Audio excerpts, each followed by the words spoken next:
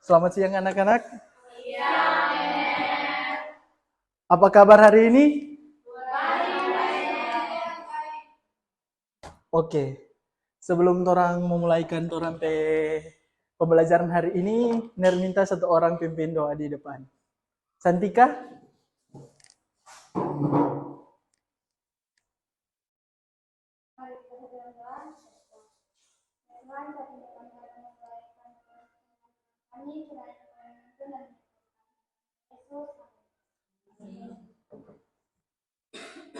Nah, sebelum Ner memulaikan pembelajaran kita pada siang hari ini, Ner mau panggil absen dulu, Kang. Deise? Santika? Delia? Stansia? Matthew? Dimas? Tirsa? Nata? Naomi? Cici? Hadir semua, Kang?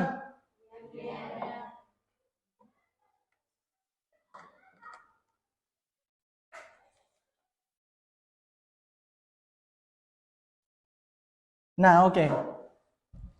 Pembelajaran kita pada siang hari ini bertema mengasihi sesama seperti diri sendiri.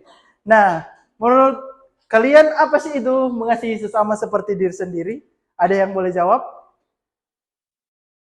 Delia? Oh, Stansia. Seperti Stansia mengasihi Padelia, seperti Stansia mengasihi diri sendiri. Seperti misalnya Stansia menjaga diri sendiri, Stansia juga menjaga Delia seperti menjaga Stansia sendiri. Oke, baik. Ada yang lain?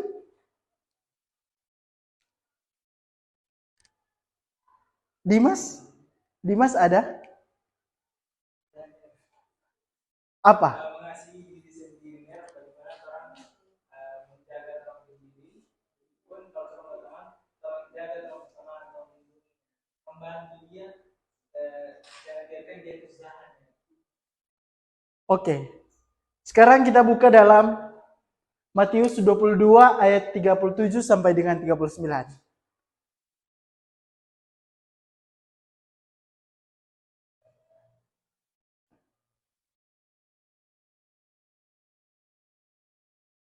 Sudah? Orang baca bersama-sama nih. 1, 2, 3. Jawab Yesus kepadanya, "Kasihilah Tuhan Allahmu dengan segenap hatimu, dengan segenap jiwamu, dan dengan segenap akal budimu." Itulah hukum yang terutama yang pertama. Dan hukum yang kedua yang sama dengan itu ialah kasihilah sesamamu manusia seperti dirimu sendiri. Nah, selanjutnya ketika Torah membaca sebagian dari firman Tuhan itu, sekarang muncul lagi pertanyaan, mengapa kita harus mengasihi sesama? Ada yang bisa jawab? karena sudah diajarkan di dalam kasihilah sesamamu manusia seperti dirimu sendiri. Nah, oke. Benar sekali.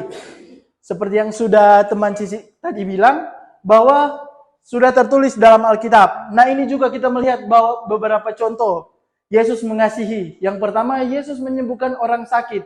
Seperti dalam Matius 8 ayat 1 sampai dengan 4. Di sini Yesus menyembuhkan orang yang sakit kusta. Yang kedua, ada Yesus mengampuni orang berdosa. Dalam Yohanes 8 ayat 1 sampai dengan 11, di sini Yesus mengampuni perempuan yang tertangkap berzina. Selanjutnya ada memberi makan orang lapar. Seperti yang orang tahu, Yesus memberi makan 5.000 orang hanya dengan 5 roti dan 2 ikan. Seperti dalam Matius 14 ayat 13 sampai dengan 21. Selanjutnya ada menerima anak-anak. Di sini Yesus memanggil, menerima, dan bahkan memberkati anak-anak yang datang kepadanya. Seperti dalam Markus 10 ayat 13 sampai dengan 16. Dan yang puncak dari kasih Tuhan Yesus terdapat dalam Yohanes 3 ayat 16, di mana Yesus mengorbankan dirinya di kayu salib. Ada sampai di sini ada pertanyaan? Oke. Sekarang Ner mau bagi kelompok. Jadi Mau hitung dulu nih. 1, 2, 3, 4, 5, 6, 7, 8, 9, 10. Jadi 55. Kelompok 1 Jo yang di depan ini, baru kelompok 2 yang di bagian belakang.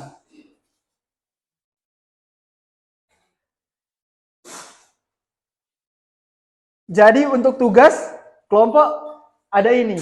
Carilah contoh konkret dari Alkitab atau kehidupan nyata yang menunjukkan kasih terhadap sesama. 5 menit boleh?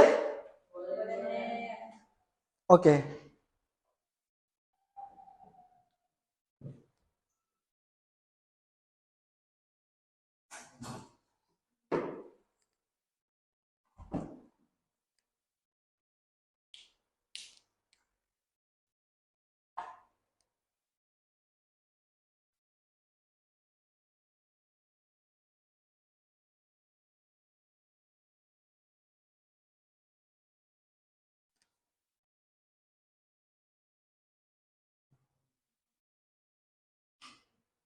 Susah atau gampang ini?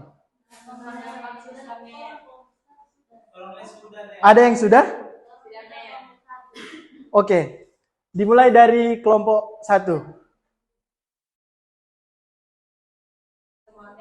Ya, semua maju di depan.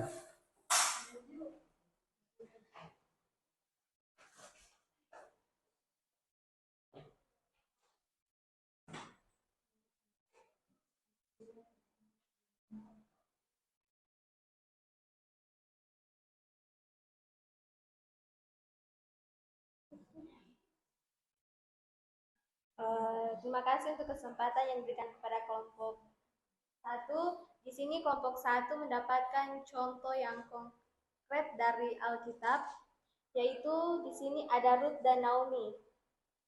Ruth di situ menunjukkan bahwa kasih dan kesetiaan yang besar kepada mertuanya. Naomi dengan meninggalkan tanah airnya untuk tetap bersama Naomi dan merawatnya.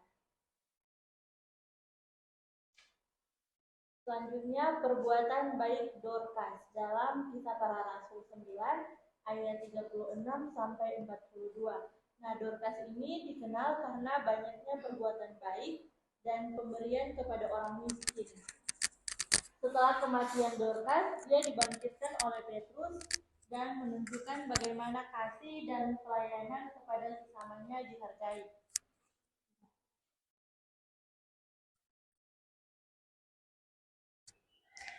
Contoh yang selanjutnya dalam Abraham menyelamatkan Lot, kita bisa baca dalam Kejadian 14 ayat 14 sampai 16. Di sini Abraham menunjukkan kasih kepada keponakannya Lot dengan mengumpulkan pasukan untuk menyelamatkannya dari penangkapan. Yang berikutnya, Yusuf mengampuni saudara-saudaranya dalam Kejadian 45 ayat 1 sampai 15. Setelah dijual sebagai budak oleh saudara-saudaranya, Yusuf mengampuni mereka dan menyediakan makanan bagi mereka selama masa kelaparan, menunjukkan kasih dan pengampunan yang luar biasa. Kemudian Boas menunjukkan kasih kepada Ruth. Boas memperlakukan Ruth dengan kasih dan penghargaan yang menyediakan makanan dan perlindungan baginya saat ia mengumpulkan jelai di ladangnya. Demikian presentasi dari kelompok 1. Terima kasih. Baik, terima kasih dari kelompok 1 sangat menarik dan selanjutnya dari kelompok 2 dipersilakan. Di kelompok 2 ada Cici, Dimas, Tirsa, dan Nata dan juga Naomi.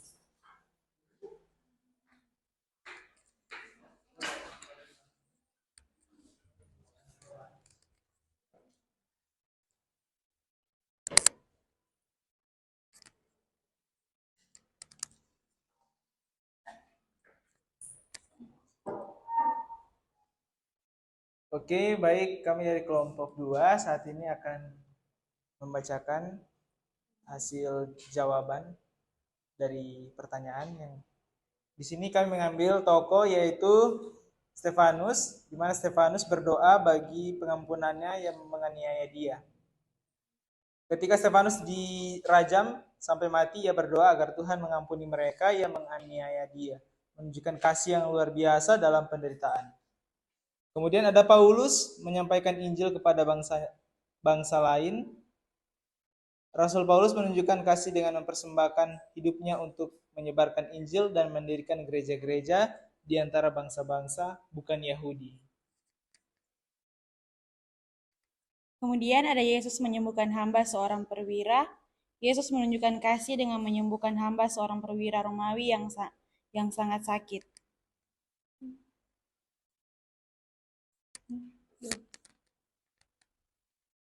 Selanjutnya, Yesus menyembuhkan 2 orang buta di dalam Matius 20 ayat 29 sampai 34. Yesus menunjukkan kasih dengan memberikan penglihatan kepada 2 orang buta yang memohon belas kasihan. Selanjutnya, Yesus menyembuhkan wanita yang menderita pendarahan.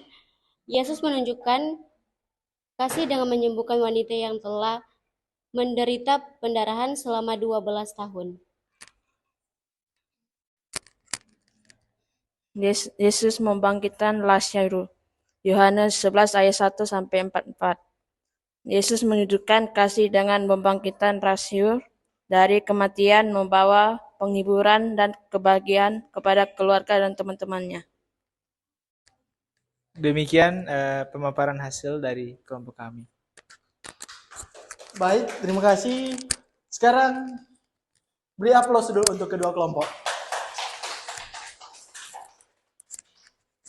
Nah, ketika orang melihat apa yang menjadi presentasi dari kelompok 1 dan kelompok 2, orang dapat menyimpulkan bahwa mengasihi sesama seperti diri sendiri berarti orang memberikan perhatian, kepedulian, dan penghargaan kepada orang lain dengan cara yang sama seperti kita ingin diperlakukan.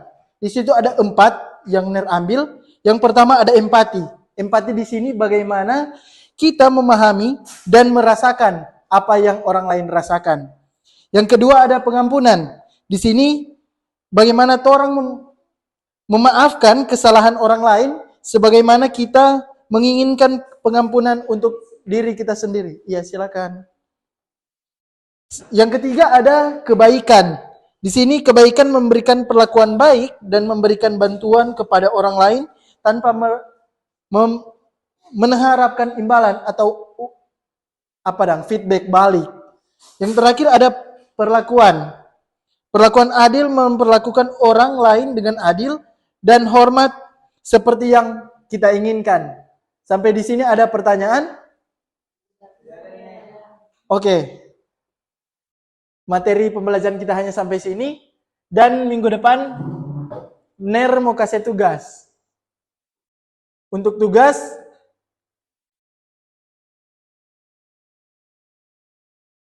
esai atau proyek di mana kalian buat tentang bagaimana kalian menerapkan kasih dalam kehidupan sehari-hari. Paham? Oke, dengan menutup pertemuan kita pada siang hari ini, dipersilakan satu orang pimpin doa. Delia.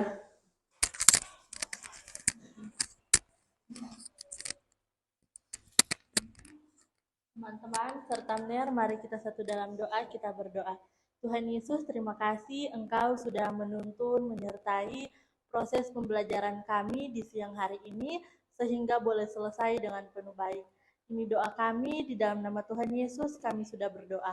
Amin. Terima kasih Delia. Oke, sampai di sini pertemuan kita hari ini. Ner mau permisi dulu. Terima kasih, Ner. Ya.